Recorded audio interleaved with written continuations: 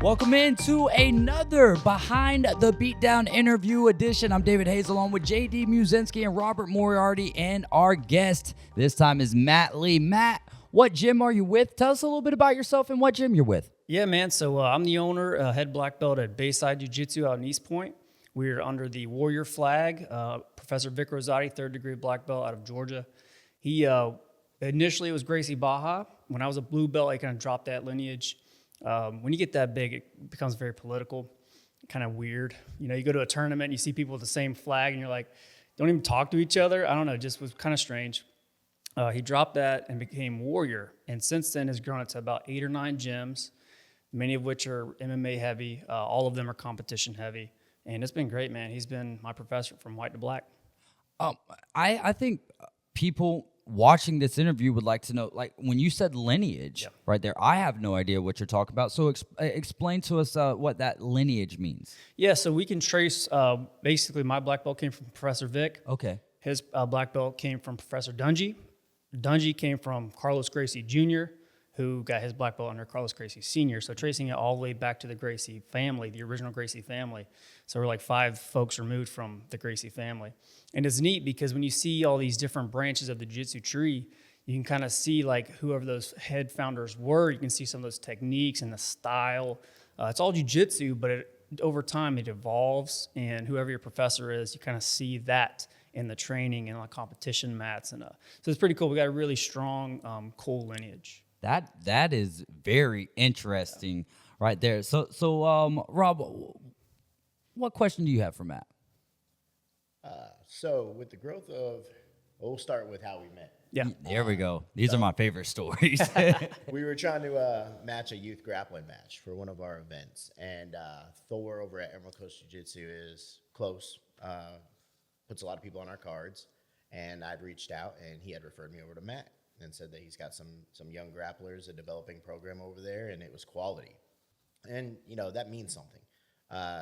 You know, there's a lot of gyms that open up, but they don't necessarily preach quality. So that lineage that we just spoke of is important because even though it's just a youth grappling match, you still want to put quality competitors on your event because, you know, that's what we do. So that's how I got to know of Matt. And then through that communication, we got, I think, a couple kids on the cards. We've had a few for grappling. I think 1 or 2 for MMA now. Yes, sir. Bryson? Caden and Bryson. Yep. Bryson just had a really good debut match for us 1 event ago. Yeah. So that was awesome. Tell us a little bit about the development of the kids through the program and things like that. I think the best way to answer that is like how Bayside in general started. So I moved from Georgia to Florida, and that's a long story for another day probably. And especially in East Point, it's a jiu-jitsu desert. And like one of the hardest things about leaving Georgia was leaving my team, leaving Professor Vic. And I'm like, man, I don't know what I'm gonna do about jiu-jitsu. But we moved down here to start our own thing. And circling back to Thor, he was gracious enough to let me come out here and train a good bit. So I was able to get some training in, but it was like a 2-hour drive. So my wife's like, how long are we gonna keep doing this, man? Like you work all day, you drive 2 hours, 2 hours back. So we threw some mats down in my garage. And I met 2 or 3 guys in East Point, and honestly, I would have paid them to show up because I needed bodies. And they're like, oh, you do this jiu-jitsu thing? And 1 or 2 of them were like, well, you do jiu-jitsu, let's see what it's all about. And I'm 5'7", $160, putting them in triangle chokes, and like, okay, yeah, we're gonna figure this out. He knows. Yeah. And so, we started off like 3 or 4 guys in my garage, again, coming out here to hang out with Thor and train at his gym. And next thing I know, I've got like 10 people in my garage. There's deer stands in the corner. There's like a refrigerator and like nails hanging out of the walls. My wife's like, somebody's going to die in here. And so we got to do something else. So we opened up a small gym down the road. It was like 400 square foot. And I never did it for the money. I mean, we charged next to nothing for monthly memberships. But I got rent. I got bills and insurance. So charged the least amount I could. I'm like, if I can just get 10 people paying X, like we'll cover the rent. We're good. Next thing I know, I've got like 30 people showing up in this 400 square foot place. I'm like, Good problem to have. yeah, but like we're flipping all over each other. Someone's gonna die in here. Yeah, and you know, at that time I was a purple belt, and I hadn't really coached a whole lot, so I didn't quite know what I was doing. I just was showing what I had learned over the years, and we decided to do our first competition. And the first competition was actually Dio that was just in here. It was a grappling match out in Panama. It's Dio versus my boy River. awesome match. And it's a couple other guys like Josh Norman and Caleb, and these did really well. And at that point, I was like, all right, we might be onto something. And it was just a good experience. We started competing more and more and more, kind of figuring out like how the competition pace is, like what the class schedule should look like. And now we got like 40 students. We've got some MMA fighters who are doing great. And it all just comes down to good old-fashioned hard work, man. They're there 4 days a week or more, sometimes 5 or 6, and they just train and train and train. And when they lose, we figure out what we did. You know, you just back to the grindstone. Let's figure it out and come back stronger. One thing that I've noticed over the years in this industry is we like to give a lot of people opportunities. Sometimes they work out, sometimes they don't. But one thing that JD and both myself have learned is to work with good gyms and good references. David Oblas. Yep, NFC. So I have a few connections in the community that I trust and value their references and their opinions. And I always reach out to try to learn about people before I do business with them. And he gave you a glowing reference. So, all right. Thanks, David. That means something to me. And, you know, being with the right people. We had spoke with Gage and Dio earlier, and they all say it feels like a family. Yeah. And everything that we do. And you earlier saying that everybody you meet through us, and that's part of it. Like, you want to have good people in your network, and that's going to make the things that you do better. Like, something's going to go wrong at an event. Mm-hmm. It's guaranteed. The fight card might fall apart. You might have injuries. You might have missed weights. You might have venue issues. There's 120 moving parts in every show. Something's going to go wrong. But when you have good people around you, it helps with that. And we're blessed to have you be part of it as well. Yeah, and you know, speaking further on that, man, like what you guys are doing, let me back up a little bit. The family environment, man, that's one thing we got at our gym, and that was so important for my professors, having that family environment of folks to just look out for one another. And I try to replicate that in my gym. But then seeing what you guys are doing with Impact, it's the same thing. It's like, yeah, we're putting out good fighters, we're having good matches, but it's all good. Like, we're all here to support each other and build this thing in this community because, as you and I have spoke before, I've got folks at my gym who, if they weren't training, they would tell you they'd be on the wrong path. And your outlet and my gym and other gyms in the area give these folks a place to be surrounded by good people, and chase their dreams. And how hard is that for someone who you run a gym, and then when you're putting people, if people do want to get into competitions and you're putting them in promotions that could put them at risk, I mean, that falls back on you. So how hard is it to find promotions or promoters that you can trust to take care of your fighters? It's tough, man. And I had to really, especially a couple years ago, kind of get my feet wet in it. I had to really lean on Professor Vic because he's been in the fight game for 25 plus years. And, just meeting Rob and just getting those good vibes, and watching his promotions. And but at the end of the day, it's like, these are fights. Something could go wrong. And it happens at the gym. Somebody twists their ankle. It's a combat sport. We're not playing tennis. But just keep that in mind. But they do a great job of keeping people safe, having a good time. It's always ran so smoothly. And, again, appreciate you guys putting on that awesome promotion. Thank you. Got anything, JD?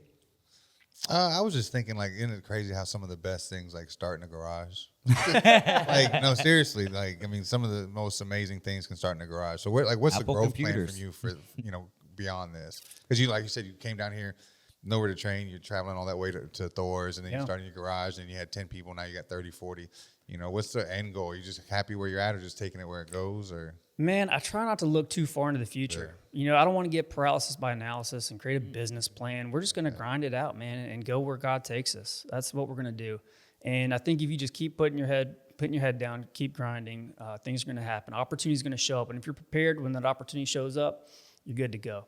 Yeah. And keep putting some more. I got some more interest with some guys who have a lot of potential with MMA. So we've got some more guys, hopefully in the next 6-12 months. I mean, they're very green, just started with us a few weeks ago, but they seem like they're down. We'll see how down they are because it's a grind, man. It is a grind to be a fighter. It is.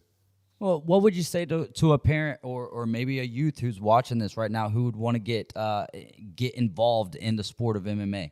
Do it. Do it. For number one, you're going to learn discipline. Number two, if you're at the right place, you're going to be surrounded by good people.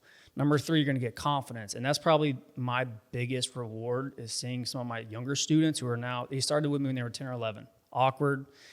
Now they're holding their head up high. They're talking to you and looking at you in the eye. And it's because they failed. They picked themselves up. They kept going. And jiu-jitsu can do that. MMA can do that. Boxing can do that. And just getting that confidence, becoming a better version of yourself. And self-defense. I mean, there's bullies out there, man. And either you're going to take it or you're going to defend yourself. And if you have the right skill set, you can defend yourself in the right way. What should parents be telling their kids about bullies in school? We can stay away from this question, but who's the bully? Like, so if your kid is getting kid on kid. if your kid is getting bullied, they need to stand up for themselves, because nowadays you can't get away from it. Yeah. It's going to be that school when they get there tomorrow. When they go home, it's going to be on their TikTok or their Instagram or their Facebook. Can't escape it something now. I love of what Tom DeBlass is doing. I don't know if you guys know who Tom DeBlass is, one of the greatest grapplers ever. He has done this huge initiative of finding bullies, kids who've been bullied, and sponsoring them to go to gyms. Because again, even if you never have to throw a punch or a takedown or whatever, that confidence, and generally bullies don't pick on confident kids, they pick on the weakest link. Yep. And through martial arts, you will gain confidence and defend yourself verbally first. And if you're not, I'm not a witty guy. So if you don't have the wits, you need to be able to use some martial arts, because you can't get away from it these days. But on the opposite of that coin, didn't mean to interrupt you. No. If you are a bully, go to jiu-jitsu. I think you'll learn real quick how weak you may be mentally and physically. Yeah.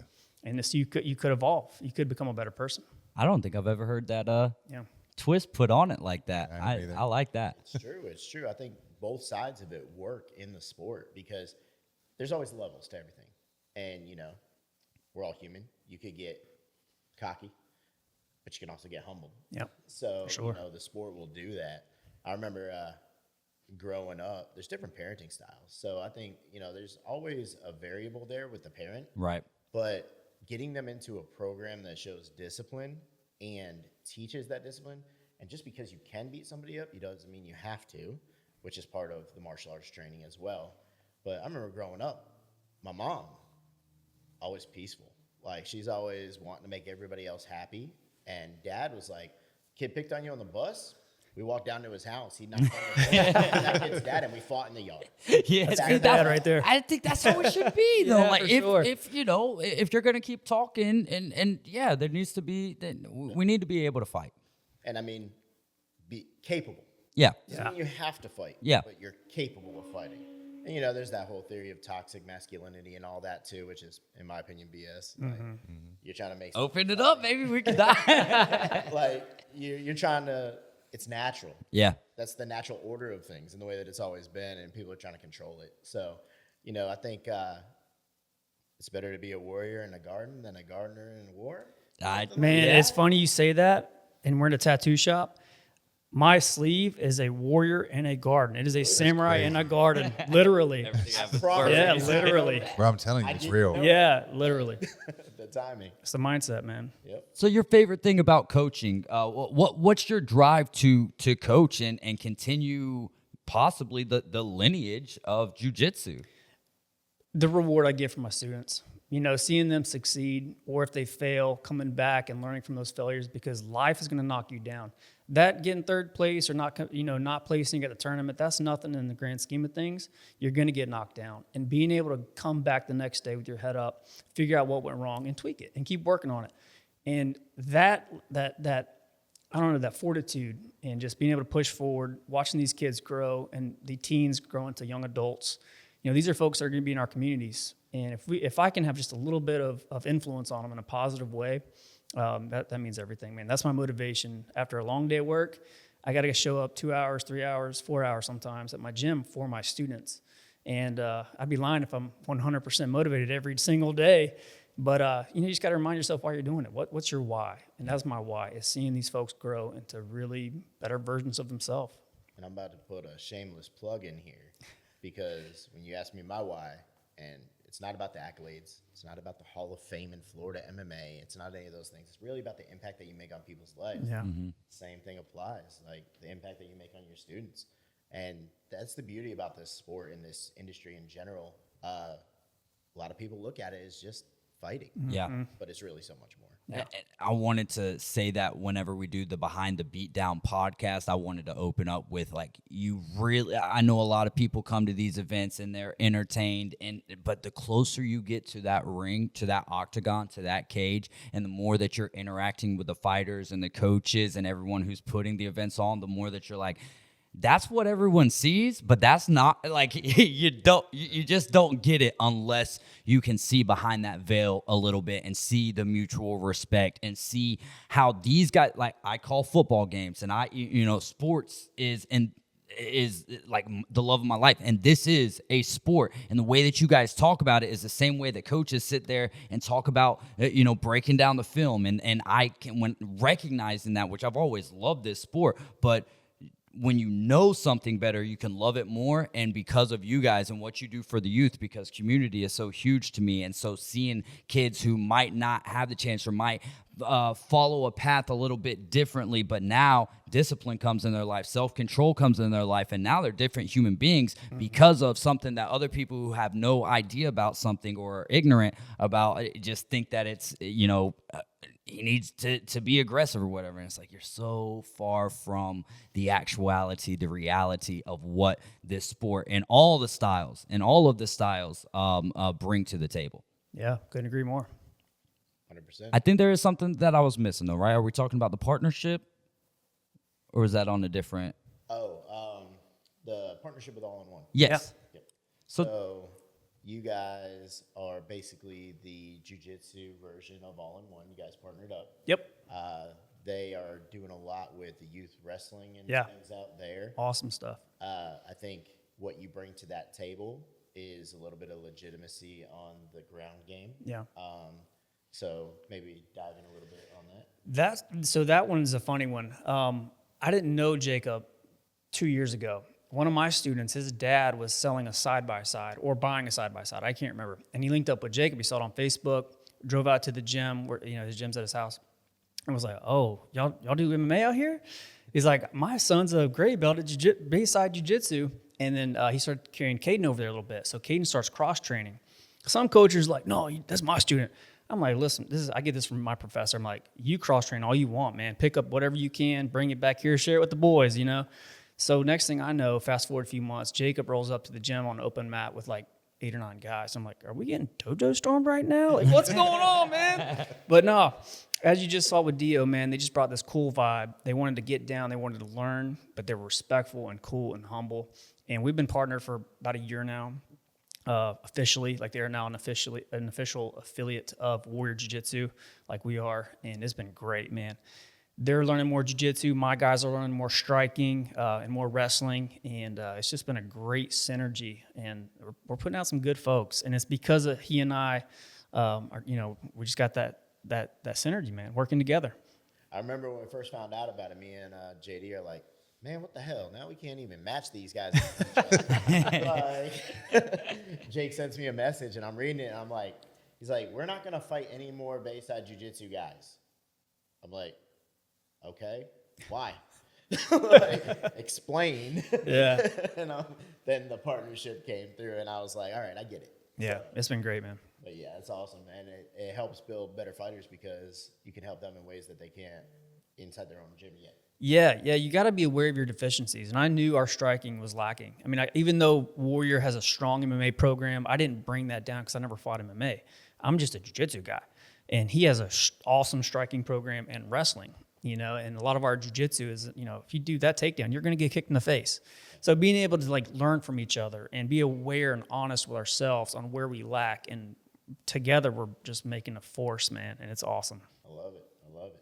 Appreciate you guys. Yeah, man, absolutely. This has been awesome. Can't wait to see more of it. That is another interview edition of Behind the Beatdown for Rob Moriarty, JD Muzinski, and our guest, Matt Lee. I'm David Hayes, and we'll see y'all later. Jesus loves you, so do I.